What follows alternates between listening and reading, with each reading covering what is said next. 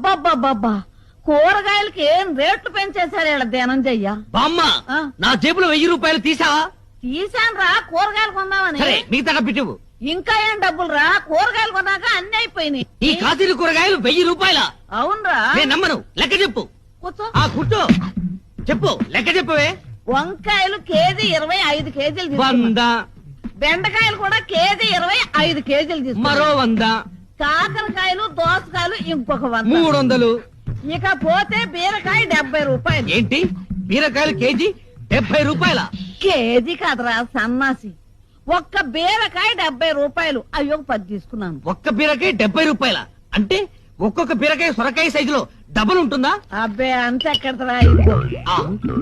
తినే బీరకాయలు కాదా బామ్మ, తాగే బీరకాయలు తెచ్చావా? అవునరా, మొదట్లో 2 తాగితే శక్తిగా ఉండి నిద్ర వచ్చేది. ఇప్పుడు 5